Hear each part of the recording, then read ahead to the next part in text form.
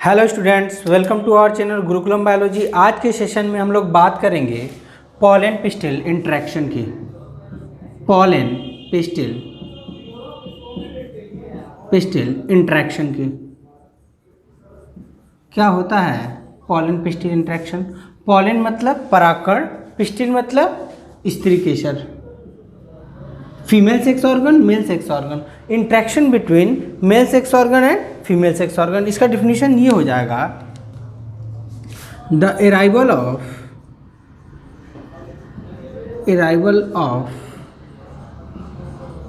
True pollen grain on the stigma of flower and germination of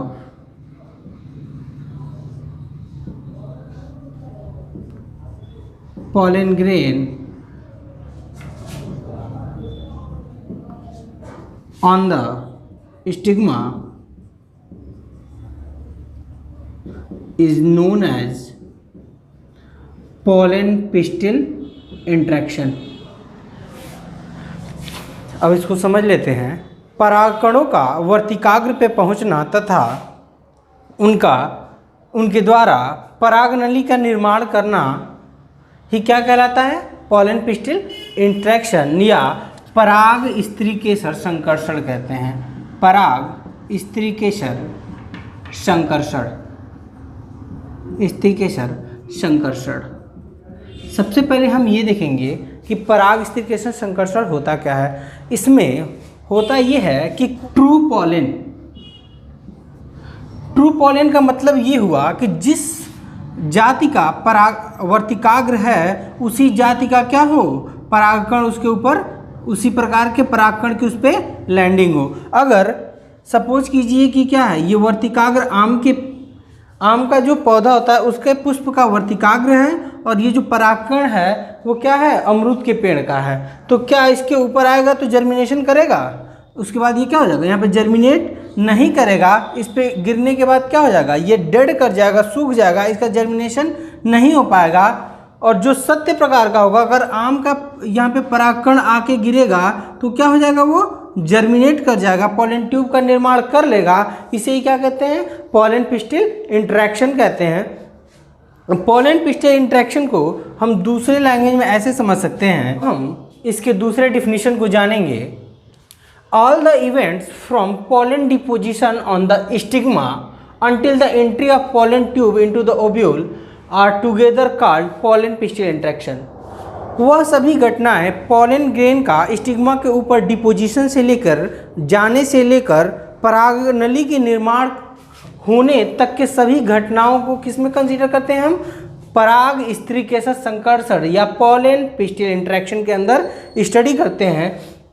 इसमें हम ये क्या है, it is a dynamic process involving pollen recognition by stigma pistil to compatible pollen. जो इसका pollen होता है ये क्या है, एक डायनेमिक विशिष्ट घटना है जिसमें क्या होता है, पॉलन जो स्टिग्मा होता है वो क्या करता है, रिकॉग्नाइज करता है अपने कंपिटेबल या जिस प्रकार का पराग वर्तिकाग्र है उसी प्रकार के परागकणों को क्या करता है, वो रिकॉग्नाइज कर लेता है, पहचान लेता है। उसे क्या कहते हैं, कंपिटेबल पॉलन कहते हैं। Compatible pollens are encourage by pistil. जो अगर सेम प्रकार का अगर परागकण होता है तो उसको क्या करता है, जो वर्तिकाग्र होता है उसको क्या करता है, इनकरेज करता है, बढ़ावा देता है। क्या करने के लिए, उसको जर्मिनेट करने के लिए मॉइस्चर देता है, जर्मिनेट होता है, और जर्मिनेट करके क्या करता है, डेवलप्ड पॉलन ट्यूब्स, और जर्मिनेट करके क्या बनाएगा, परागनली का निर्माण करेगा, पॉलन ट्यूब का फॉर्मेशन करेगा। Next, the pollen tube grow through the stigma style and reach to the ovary. और ये जो परागनली होती है वो निर्माण जो आगे क्या करती है, ट्यूब का फॉर्मेशन करके स्टिग्मा स्टाइल के थ्रू ओवरी में जाती है, और ओवरी के अंदर जो ओव्यूल होता है, ओव्यूल के माइक्रोपाइलर रीजन की तरफ से क्या हो जाती है, इंजेक्ट होती है। अब आप सोच रहे होंगे कि जो परागनली है उसको गाइड कौन करता होगा, कौन बताता होगा कि ये परागनली को ओव्यूल के अंदर जाना है या बीजांड के अंदर जाना है। फिलिफॉर्म ऑपरेटर्स जो होता है सिनर्जिड सेल्स के अंदर पाई जाती हैं। इनका वर्क यही होता है कि जो पोलन ट्यूब्स होते हैं उनको क्या करते हैं, ये गाइड करते हैं। अब हम इस फिगर को देखेंगे, इसमें ये क्या है, पोलन ग्रेन है। पोलन ग्रेन जो क्या है, कॉम्पिटेबल टाइप के हैं या फिर कॉम्पिटेबल, और ये क्या है, इनकॉम्पिटेबल।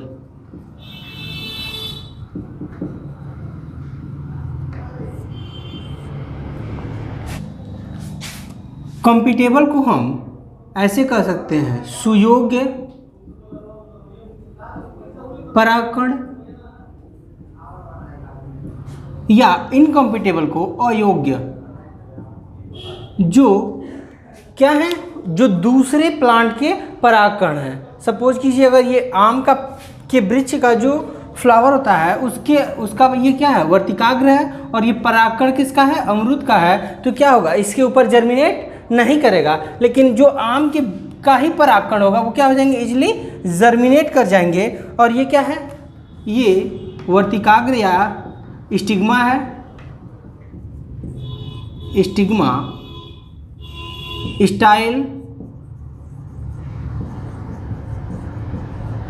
और ये है ओवरी या अंडाशय। इसे हम कहते हैं ओव्यूल या बीजांड कहते हैं, ओव्यूल या बीजांड। अब हमें पता है ओव्यूल के बारे में। ओव्यूल के अंदर क्या पाई जाती हैं, ये चैलेजल इंड है, ये माइक्रोपाइलर इंड है, ये दोनों प्रतिमुख कोशिका हैं, और ये एग है। ये दोनों पोलर न्यूक्लियाई हैं, और ऊपर की 3 सेल प्रतिमुख कोशिका या एंटीपोडल सेल्स हैं। ये पूरा स्ट्रक्चर क्या कहलाता है, ओव्यूल या बीजांड कहलाता है। अब हम देखेंगे नेक्स्ट फिगर में, ये देखेंगे कि क्या करते हैं, जो सुयोग्य परागकण होंगे वो क्या हो जाएंगे, जर्मिनेट करेंगे। जो अयोग्य परागकण होंगे वो जर्मिनेट नहीं कर पाएंगे, वो इजीली क्या हो जाएंगे, इसी पर डेड कर जाएंगे। ये क्या होते हैं, incompatible pollen grain, incompatible pollen grain. ये ऐसे पोलन ग्रेन है, ऐसे परागकण हैं जो दूसरे प्रजाति के परागकण हैं, जो इस पुष्प के ऊपर जर्मिनेट नहीं करेंगे। और जो सुयोग्य है, जो कॉम्पिटेबल है, वो इजीली क्या हो जाएगा, जर्मिनेट कर जाएगा। और अगर सपोज कीजिए जर्मिनेट करेगा तो इसको गाइड कौन करेगा, हम देखते हैं नेक्स्ट फिगर में। ये क्या है, ओव्यूल है। ओव्यूल के अंदर जो ये सिनर्जिड सेल, ये कौन सा सेल है, सिनर्जिड सेल,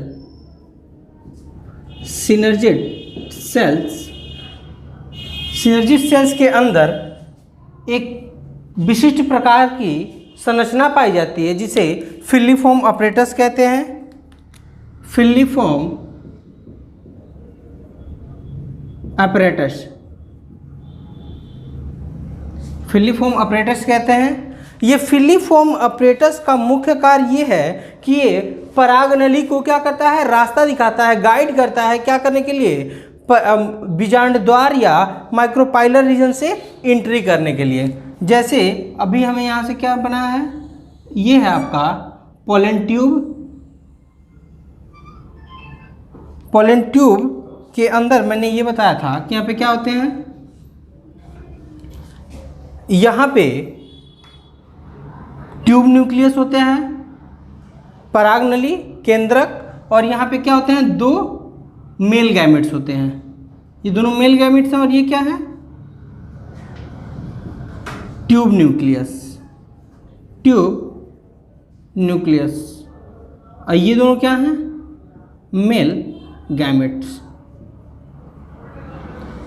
अब ये सबसे पहले पोलन ट्यूब फ्यूज होता है सिनर्जिड सेल के साथ। सिनर्जिड सेल के अंदर ये सिनर्जिड सेल से ये ट्यूब न्यूक्लियस फ्यूज कर जाता है, और दोनों मेल गैमेट्स इस एम्ब्रियो सैक के अंदर क्या हो जाते हैं, छोड़ दिए जाते हैं। इस पूरी घटनाओं को हम किस में स्टडी करते हैं, पोलन पिस्टिल इंट्रैक्शन में। आशा करता हूँ कि ये टॉपिक आपको समझ में आया होगा।